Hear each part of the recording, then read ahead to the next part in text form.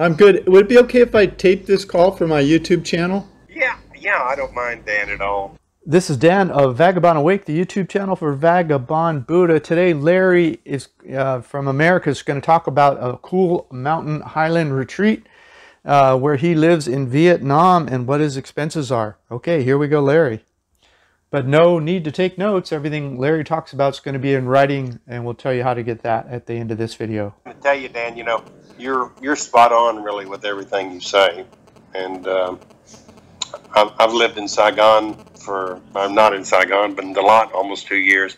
Lived in Mindanao Island and Davao for almost 2 years, and I lived in Shanghai, China when I was working for almost 2 years. So I've spent a little time overseas. That's a lot of foreign experience. And I had an international job, so for 42 years, traveled internationally all over the world. And so, I mean, I've been to Europe over 60 times to Europe. Oh, wow. So where are you from, Larry? It was part of my sales territory that I covered for all of Europe. What part of the U.S. are you from? From originally born and raised in Fort Worth, Dallas-Fort Worth area, and grew up there and college there. And then I just recently sold my condominium in Plano, Texas, and then I moved to over here basically to take care of everything here. And my daughter lives in Seattle and Burien, Washington, and I go back and use that kind of as my home base. I see. And so, yeah. When did you move to Dalat? I moved to Dalat in November of 2018, I guess. November of 2018, and I've been here ever since. Okay. And I moved here, Dan, for two reasons. I moved here to get out of the heat because it was so hot in Davao, in the Philippines, that I couldn't even enjoy my coffee because it was so hot. And so that was my primary reason for leaving. That and earthquakes. But in Dalat, you know, we have the really even, nice climate. Plus, I can be in the train in 3 hours, and I go there to go to the beach almost every month. And how do you get down there? You take like a van, or? Yeah, there's a shuttle here. It's like about $6 or $7, and they pick you up at your house here, and then they take you directly to your hotel there, and then they come and pick you up when you're ready to come home. But it's like door to door for like $6 or $7. And so. Do you find yourself going down to Nha Trang at a certain time of year, or just whenever the mood strikes, or? No, whenever the mood strikes. It's been raining here a lot because we have rainy season, Dan.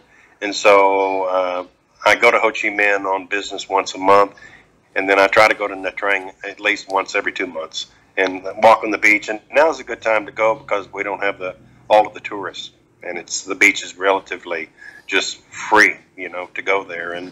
And I agree with you on a lot of your picks and your favorites. Nha Trang is one of my favorites, and I think it has one of the prettiest beaches around. It really does. Yeah, it's a beautiful beach, and you have the whole city there, and it's not a crazy big city, but it's big enough to have a lot of nice restaurants and things to do. Yes, yeah, and I go there for a lot of times to eat different things and foods and go shopping because they have malls there. And in Dalat, you know, we don't really have a mall per se. We have Big C and a few shops around Big C, but that's basically it. Yeah. And so you like the cooler weather up there in Dalat with the lake and all that? Yes, I do that because I get out and walk at least 2 to 3 kilometers every week, and I have a bicycle, electric, and e-bike, and I'll take off and ride it and go to the lake and can walk around the lake. It's 5 or 6 miles. Pretty good walk all the way around the lake. So I do that, and you know, I enjoy the temperature here. That's what's one of the greatest things. And the cost of living here, Dan, is really economical. Yeah, I got your email with the numbers in there. Let's go over those in a minute. But I wanted to. So, do you live in Dalat, like more downtown? It sounds like, so you can just walk to the lake. I live about 2 kilometers from the lake per se, and you know, if I want to go down there in the morning early, I'll just maybe take Grab bike and go down on the motorbike, right, and then get there and walk and get out in the mornings and enjoy that while it's really nice, really cool, you know, in the mornings, and do that, and then maybe eat lunch on the way home, and then a lot of times I'll just walk back home. get more exercise. Right. And do you, it might be fun to talk a little bit about some of the fun things to do around the lot since you've been there for a little bit. I really enjoyed the tea gardens or the tea plantations. It's just such beautiful green rolling hills. And there's a bunch of great temples around there, Buddhist temples. Oh yeah, there's some great ones here, and there's so much nature here, and if you really enjoy the cooler temperatures and the nature of things, I get kind of used to something, Dan. Dan, if you live somewhere and you look at the water every day, you get up in the morning, maybe you don't even look at the water anymore because you're so used to it and being around you. And same thing here. You get up and you go past all the beautiful flowers and you see all the tourists touring around and taking every picture they can with the flowers. And, every day I have that, so it's something that, it's just around you that sometimes you don't even notice it because it's so beautiful, but you accept it because that's your everyday way of living. Yeah, exactly. Yeah. And you mentioned the flowers. They have amazing flowers up there. They even have that flower garden that went into the lake that I thought was quite impressive. Yeah, it's beautiful. Yeah, it's gorgeous there. And there's other places that you can get out. There's a place called Golden Valley that's out about, 15, 20 minutes from the city, and is almost like parks, almost like a natural park area, and nothing really to do there, but you can go on picnics there and, go in the nature, and it's very beautiful, and the flowers are there also. But it's outside of the city a little bit. I wanted to chat with you a little bit about visa. I know Vietnam doesn't officially have a retirement visa, so it sounds like maybe you have a business visa because you're working, or an employment visa? Yeah, I have a business visa because I'm a consultant, and I've done international shipping and transportation all of my life. So I have an agent here that represents 2 companies in the United States and 1 in Australia. And then I utilize them, but, I don't make a salary here. I'm not really, I can go to meetings and facilitate things, but I can't really make money here unless I got a work permit, and I don't have that. So I just have the DN designated visa for business visa purposes. And is that something that's fairly easy to get, or is it something pretty much is it difficult to get? It's not a replacement for retirement. What are your thoughts? No, it's not difficult to get, and a lot of people say that I go through my visa agent in Ho Chi Minh, and I've used them for several years and never had an issue. But I go through them, and if you apply online to get the business visa, then you're not required to have a letter of sponsorship. The visa service does it for you, and so I've done that. But if I needed a sponsor, I could get a sponsor. It's not hard, but if you apply through your overseas embassy before you came, then for whatever reason you have to have a letter of sponsorship that way. I see. And so is it for someone who wants to retire in Vietnam and doesn't, what kind of, do you have any ideas in mind of the types of businesses they could be involved in or start? It sounds like yours is specialized. Yeah, they could come as a consultant. I've talked to attorneys here. If I wanted to open my own company here, then you get the work permits and you get your visas granted for working. You can open a company here for around $2,000 or $3,000, and you can say you can be a consultant. You could sell pita sandwiches on the side in some little cart. I mean, you could sell ice cream. You could do about whatever you really wanted to do and keep your expenses low and start a business here. But, you can start a business here, and it's not a problem like some of the other countries. You can wholly own your own company here. Oh, nice. And so you could just have an employee that makes the pita or whatever, and you just manage. Yes. You spend a few hours a week purchasing product. Like the little sidewalk vendors and, that are selling like fried chicken and different things outside of a business or something. Right. You could have a little cart like that, and that's your business. And I know a lot of expats also marry Vietnamese women for visas also. That's another route, I guess. that's another route if you wanted to take that. But you know, those are issues. You know, Dan, if you get married somewhere, then you feel like maybe you're locked in. I'm a more independent person, and I want to be able to travel when I want to go, and have girlfriends. Great, but if you get married, then you're pretty well kind of hunkered down there to begin with. Okay, so Larry, what? Tell us a little bit about your expenses. Like, what are you paying per month in rent? In rent, it's right at $300 a month, but that includes everything: electricity, water, and cable, internet. So it's really a good price for me. I've had the same price for 2 years, and then what I normally do is I will lock in a year's lease, and I will pay that 1 year in advance to my landlord here, because you can really negotiate better if you lock in for a year. Then I use this as my base to travel. So if I wanted to go to the Philippines, I can go to the Philippines and use this as my base. If I wanted to go to Bali, which I go to Bali a couple of times a year, can get up and go from here and go to Ho Chi Minh and go down. It's not that far. So it's a really nice place to live with an inexpensive way of life. And with that kind of bargaining of saying I'll pay you a year for X, what's a typical kind of discount you can get by offering that to a landlord? Well, I think it's all really negotiable, Dan, and it's just one of those things where you have to negotiate that. And then my first year I paid, you know, month to month or quarterly, and then the next year I negotiated, don't increase my rent, but I'll pay you in advance for 1 year. And so I did that, and I have a really good landlord, and she's always fixes everything.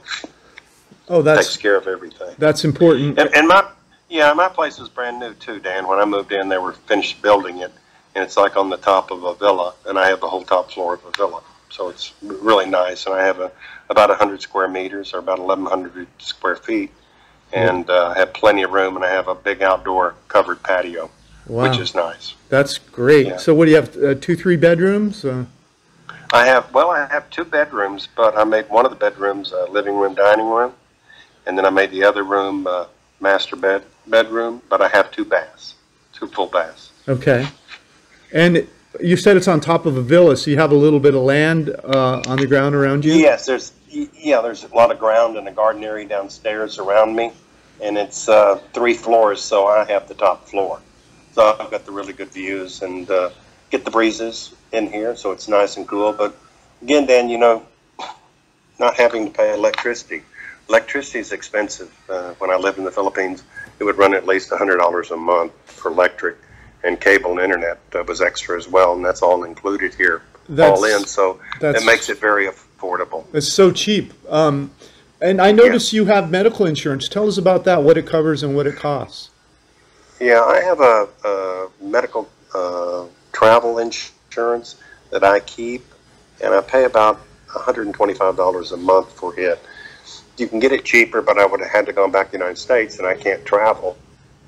So I had to buy it over here instead of buying in the U.S. So it'd be a lot cheaper if I bought it in the U.S. But it mainly covers emergencies and hospitalization up to $50,000. And then I elected a $1,000 deductible. And then it gives me also the protection where if you were sick here, badly sick, and you had to be evacuated, they'll fly you home. And that's up to $1 million coverage on that. That's what I primarily had it just for emergencies, and to be able to have something in place, especially if you got sick and had to be flown home and you couldn't go on a regular air carrier. Wow. So would you mind sharing the name of the insurance company in case other people want to buy that? Well, it's insured through Lloyd's in London, and I can get the name for you, Dan. I don't know it right offhand. Okay. But it's a Japanese company, and they insure via Lloyd's of London. Okay. But I originally bought it through Berkshire Hathaway in the United States. Okay. You said you take a taxi down to the lake. It's 2 kilometers. So you don't. A lot of expats rent scooters. You prefer to just rent Uber motorcycles or taxis? Yeah. It's easier, Dan, because a liability issues here, and you know, if you have an accident, whether it's your fault or not, you're not going to really be able to get around it because you're a foreigner and it's a different situation here. So I find it easier. I have a driver. He speaks English and he drives for the lot taxi, but then whenever I need to go somewhere, he's here to pick me up. He'll take me to the market, take me to go buy milk, take me to go buy wine, whatever I need, he's here. And using him to go to dinners and pick me up and come home at night is the easiest way for me. And I spend about $85 a month on that transportation. And then we have Grab on the Grab bikes here, where it's really cheap. 40 or 50 cents, they take you somewhere down to by the lake or somewhere. So all in it makes it very economical. So all in for transportation, about how much do you spend per month? About $80 to $85 a month, all in on transportation. And I notice your food bill here, is that mostly cooking at home or out to restaurants? How does that break, and how much is it? Mostly cooking at home. You know, I spend about approximately $50 a week if I go to the market to buy food or beer or vegetables or whatever. We have a lot of little markets. I'll give you an example. I have like fresh squeezed orange juice every day because oranges are so inexpensive. They're like equivalent of around 39 cents a pound in the U.S. So I buy 2 kilos at a time and always have fresh oranges to make fresh squeezed orange juice every morning. And so you can eat really, really healthy at a really low price. I forgot to ask you how much your Visa runs you per month. The Visa runs around, I'm trying to think, I think I paid last year $450, something like that. So it's about, what is that, $30 or $40 a month, something like that, that I just average in as a monthly cost. Okay. And then I notice you have a separate category in your notes here for eating out. About how much a month do you spend going out to eat? Not really that much. 80 to $100 a month to eat out, because it's not expensive to go and eat out. You know, you might pay $6 or $7 and really have a really nice meal and a couple of beers or something somewhere. And so, you know, you can eat out quite a bit. And a lot of times I'll order in. If I don't want to cook, I'll just order something, they deliver it to your house, so you don't really have to do a lot. But I mainly eat local. I don't eat a lot of the foreign tourist places. I eat local, so you can eat a lot less expensive when you eat local type foods. And now that you're mentioning that, how would you, you know, if you're going to rate Thailand, Malaysia, to the extent of the ones you've been to, Philippines, how would you you rate the food in Southeast Asia? What would be top, second, third? Like? You know, I kind of agree with you. You know, the Malaysian, the mixtures of all the different cultures of food, I think it's great. I like the Vietnamese food much better than the Filipino food. And it's just better to me. It's cleaner. It's not as greasy. You know, in the Philippines, they eat a lot of fried foods. I mean, I know you're there, and they eat a lot of fried foods and things like that. And we have more fruits and vegetables here because they grow all of that here in Dalat. Yeah, Chung and I both are big fans of Vietnamese food and Malaysian, and we also like Thai food, so we'd put all of those ahead of the Philippines. But you're a vegetarian, so we have every fruit and vegetable known to man here that they're growing. Yeah, and it's everywhere, and it's priced right. It's a very easy place food-wise.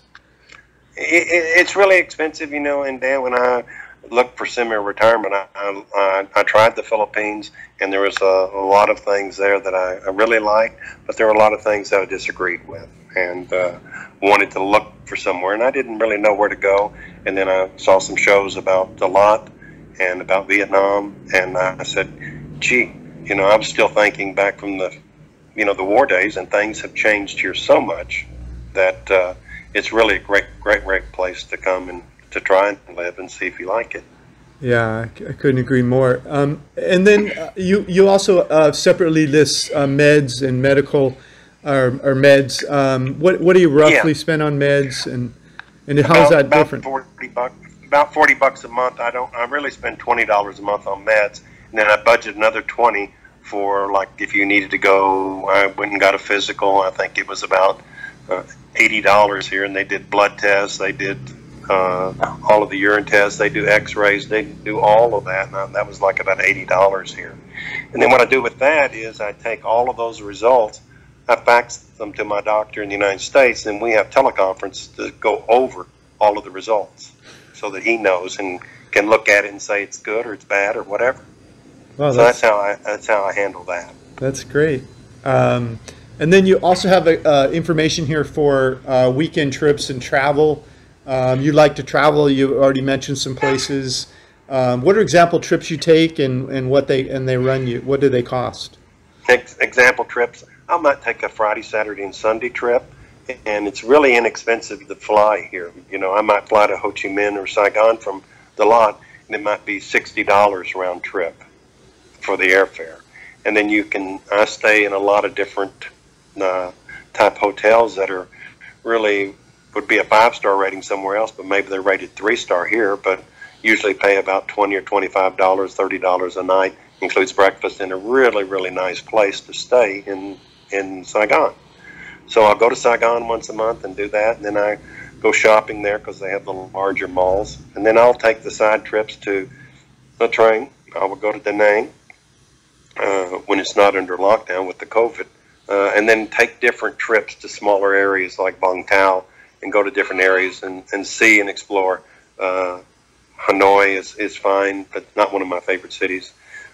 Sapa, you know, go up there and see that. It's really pretty in the mountains there. Yeah. And so it's just what you really want. You have, but you know what you really have here is to be able to go to the ocean, go to the beaches, go to the mountains, and you have a really diversity here to be able to really see a lot of different things and experience it. And you also mentioned that you have laundry and housekeeping. How much does that run you per month?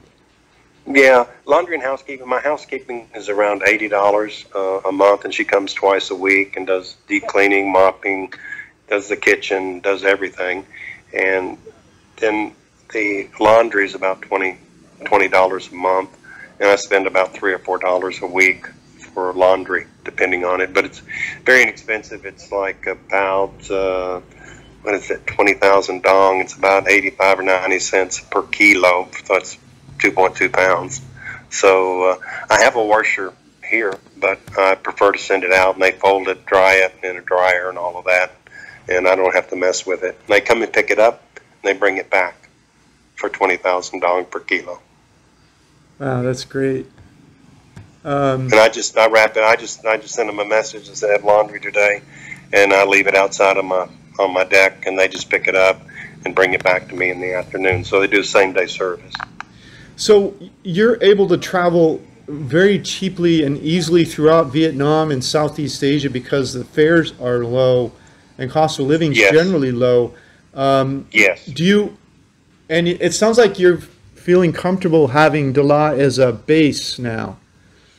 I am very comfortable because, you know, Dan, we have very few really police presence, and the police officers don't even wear a gun here. I mean, there's very little low crime. Don't see any gang activities, and it's more family oriented here, and it's peaceful. It's a really peaceful, relaxed way of life, and you don't have to have an air conditioner here. So, you know, that's what's really great. You can just have a fan in your room, and that's plenty to keep you cool. Yeah, it's a beautiful part of Vietnam, no doubt about that. Yeah, it is. And then if you want to take the side trips to explore, like day trips out to different waterfalls and different things like that, you can. But, you know, I've seen most of the tourist spots and done the touristy things, and I really, you know, live my everyday life. I'm listen to when I get up in the morning, have my coffee out on the deck, and I have my radio stations from Dallas-Fort Worth or from Seattle, and I listen to the news and listen to music, and you know, you feel like you're at home, but you're really, you know, you're not. You're here in Vietnam, but this is my home now. Yeah. So what is the pull for you? What do you think really makes you want to live in Vietnam over, say, Texas, where you were, or other parts of the world? It sounds like you've been everywhere. Yeah, I've been mostly all over the world, and I think, you know, originally I looked at going to Panama to retire, looked at Costa Rica years ago, looked at Thailand. Thailand had too many restrictions and too many issues for foreigners wanting to come there, to me. maybe it isn't to other people, but I don't want to check in and out every time I left my house or residence going to another province. So living in Texas is great. I loved living in Texas. I'm native born there, and but as I look at it, I'm 70 now, Dan, and retiring, and I looked at a lower cost of living and lower, but being in an environment that I don't change anything, Dan. I'm like cooking ribeye steaks tonight. I buy from a different bistro here that I really live a good quality life, and the quality of life here, I get so much more for my money. And with retiring in the United States, the prices keep going up, up, up, and here it's economical to live, but in a pleasant and peaceful environment. So those were my main choices and criteria of why I came here, because I traveled most of Asia and Indonesia to Thailand to here, Philippines, Japan, Korea, been all over, and Malaysia, and I just decided that this was the place I wanted to be, and I moved around a few times, but once you find the right place and it's convenient, and I like it because I can live here and then I can go to the beach also in 3 hours. Great stuff, Larry. Let me ask you a question I know is on some people's minds, and that is a lot of single men move to Southeast Asia, and they're always curious about how it is in a country to date, if they're single, yeah, and that. Vietnam is a little bit different. There's different culture here, Dan, and you've probably seen that versus dating a girl in the Philippines versus dating a girl here. It's a little bit more slower pace here, so it takes a little bit longer to know the girl and get to know them. It's not have a couple of dates and run off together. It's here they, most of them will stay pretty much with what their parents had raised them as and taught them. So it's a different way of life, different culture for the women here, especially with the foreign men and with whom they're going to settle down with. So it's different. I will just leave it at that. It's different. It's a little bit harder than meeting someone in Thailand, maybe Malaysia, and especially the Philippines. Right. And so do you date there in Dalat? Yeah, I date here, and then I date in Ho Chi Minh because there's more girls, and they're different standard, really, way of life. Really living here is more like province living, and you go to Ho Chi Minh or go to Hanoi, and the girls there are a little bit more, I don't want to say refined because they're refined here, but they're more educated, and they're in business and in different things like that. And so you find a different level of lady in maybe some of the larger cities versus the smaller cities. Right, I see. And what are your thoughts about, you've kind of hinted on this already, but what about safety? Some people are concerned about safety, and what are your thoughts on that? Yeah, safety, I really feel safer here. Dan, I feel safer here than I do in the United States. Because, in the United States, you go to an ATM after dark, you're looking over your shoulder somewhere. And here, I've never had one issue or one problem with anybody, even being upset or mean. The people here are very laid back, and most people go about their own business, and the foreigners here are accepted. And I never have an issue. And the merchants I use, and when I go to the market, they don't try to cheat me. They know me. I buy from them regularly, and they're very honest. They almost try to give them more money, and they won't accept it. Say, no.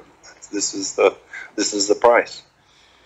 So I feel safe. I'm very safe here, and I live in a gated villa. But I never had one issue with anything or anybody here. What would, if you were going to say there was a few pieces of advice you have for people thinking of moving to Vietnam or Southeast Asia in general, things they need to think about before they make the move, or tips to make it easier? Any thoughts on any of that? Yeah, I think tips to make it easier, is to make sure you have all your ducks in a row back home, so that you think about and plan out how you're going to be able to live here. You're going to plan out how you're going to transfer your funds over here, bank accounts that you're going to use here. But then also you need to sometimes maybe have two phones, one that you can use that still has a SIM card back from the United States, because a lot of people that want to verify your existence, they will send you a code, and they want to send I have a U.S. phone, and they send me a passcode to the U.S. phone, and then I use that to log on to certain accounts. Like I bank at Wells Fargo, and Wells Fargo, I have like a little one of those roving passcode deals, and if they ever ask you to identify yourself, then you can use that passcode that changes every minute or so, and have that. But I think the main thing is to have everything taken care of from your back home scenarios, and then being able to know what you want, how much it's going to take you, how much you want to live on every month. Because, I mean, Dan, as you know, traveling all over, you can live very inexpensive, or you can live as expensive and lavishly as you want over here. It just depends on your budget and knowing your cost, and make your comparisons before you come. But the biggest thing is to have things intact over back home, and know your visas, scenarios here, and all of that process, because it makes it a lot easier for you every day. How often do you get back to the U.S., Larry? I haven't been back now in over a year almost, but I usually try to go back once a year, see my daughter and see my granddaughters. I have two granddaughters that are young, and then take care of anything that I need done in the United States. So I would say 1 year, on average, once a year. Right. And are you happy, Larry? Oh yeah, I'm very happy. Probably happier than I've ever been, because you know, in the United States, when you're working all the time and you're under the gun, under stresses, here, you know, the biggest decision is what I'm going to make for breakfast this morning. What am I going to have for dinner? I mean, there's not a lot of stress. So would you say you live comfortable? Would you say you're spending half of what you did in the U.S. or less, or how would you rate that? Less. I would say less than a third of what was spending in the U.S. Wow. Because Dan, you know, when you reach retirement, or you're looking for something, like I don't have a car payment, car insurance, gasoline, maintenance. And that's probably $600 or $700 in the U.S. easy every month. So you take that out. I spend $85 a month for transportation around town here, and only inconvenience is I have to wait for my driver a few minutes, then I wait. But you learn to have a lot of patience living overseas, and I'm sure you've seen that and know that already. Yeah, and time is something you have more of when you leave the U.S. Oh yeah. Yeah, and time is more. I mean, I'm not going to a cleaners and spending $18 or $20 a week for shirts and suits and all of that to be cleaned and pressed. And so a lot of your everyday expenses living over here, they're gone, or they're here, but they're so low that it really gives you the well-being that I live inexpensively, but then I use a lot of that money at the end of the month or going somewhere if I want to go and travel, and I enjoy traveling and doing that and seeing new places and having new experiences. So, Larry, what's your experience with language issues? Some people worry about language issues when they move somewhere like Vietnam. And I don't have any issues or problems. Like I said, I lived in China for 2 years, and I traveled all of China by myself and went to the airport and did all of that. And here, there's more and more people speaking English, more and more young people wanting to learn English, and that is why it's much easier, because you can always find someone near that speaks English, or you can use Google Translate, or I take a picture of something that I'm looking for, and I'll show them that picture, and then they'll say, yes, we have that, and point it out to me, and so I do that. And I order a lot of things on Lazada too. That Lazada's in English, and I order a lot of things, and they ship it to my house here. That if I can't find something here, I just order it through Lazada. It's easier. Yeah, the other thing I do, Larry, is I end up pantomiming once in a while. It doesn't happen that much anymore, really, but like, if I've got a cup of coffee and I want some cream, I just move my hands like I'm pouring cream in my coffee, and the cream shows up. Or if I need, you learn these little pantomime tricks. Right. And the Vietnamese language to me is hard anyway, because what it looks like, it would sound like to us in English, it doesn't even have anywhere near sounding like that. Exactly. With the letters. Yeah. So it's really something I need to learn more. Probably if I had regular Vietnamese girlfriend, I'd learn a lot more faster, but it's okay. I don't really have any issues with it. And my driver, he speaks fluent English. So I'll tell him, I said, hey, where can I find this? I need some keys made or whatever. And he just takes me and directs me. And he's been really good to me and hauling me around. And he even drive me to the beach or whatever if I wanted to go. I just pay him and he takes me there. So it's really good if you find the right friends here, and they're like having a good driver that can speak some English, and then it makes your life a lot easier living here. Yeah, much easier. Yeah, I lived in India for a bit, and that made a big difference having a driver that I could understand. Of course, the Indians also speak English, but there's 16 different local languages or state languages too, so it really helps. Absolutely, and you know, I miss my friends in the United States, but at the same time, all of the politics and issues, I don't miss any of that. And a lot of times, you know, I won't even watch the news here anymore because I don't want to hear it. I really don't. And here it's peaceful and it's quiet, and it's a good way of life, and that's all I can really tell you. And it's really a quality way of living here, and that's why I enjoy it so much. Larry, you've had the benefit of being able to see a number of places, so you're seeing through experience and some clear eyes. Do you recommend that people do a little bit of exploration in multiple places before they make a decision of where to have a base? Yeah, definitely, Dan. I think it's good to get out and travel and look and see, whether it be distance back to the United States that you're concerned about, or whether it be climate or cost of living. That you have to really evaluate what you really want in your life, and as you retire, you have to look at what really suits you. And I say definitely yes, because you know, Dan, I used to travel all of Europe a lot for many years, and from Scotland to the south tip of Europe. And you know, there's places that are really nice, like in Spain, in Alicante or Valencia, on the eastern coast side over there. Beautiful places, and a lot low cost of living, like you say, in Portugal.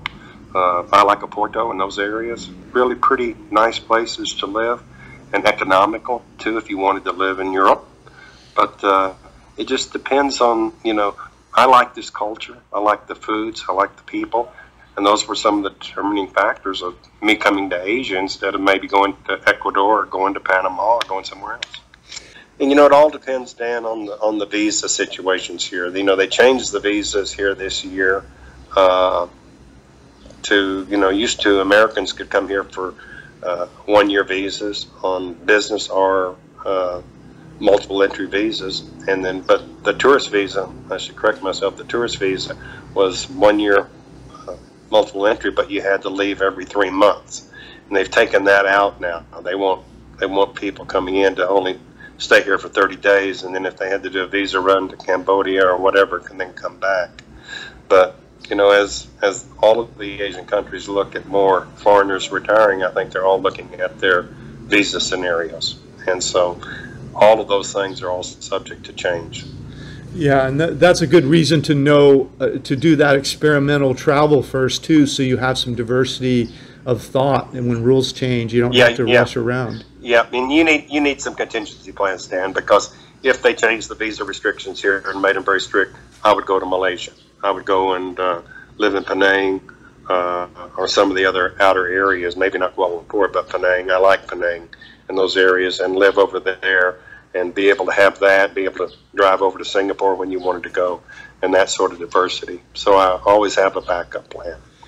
Larry, all very good advice, great information. I really appreciate you taking the time to talk to the audience. Thank you so much. My pleasure, and I enjoy your guys moving around, your shows, and they're very informative, and wanted to tell you that also. Well, thank you so much. It's nice to chat with you. Dan. You have a great day. Take care. This is Dan of Vagabond Awake. Please like this video, comment, or subscribe. Any of that would help our business. We'd sure appreciate it. Thanks so much. Please click the link in the notes below this YouTube video to get a copy of this content.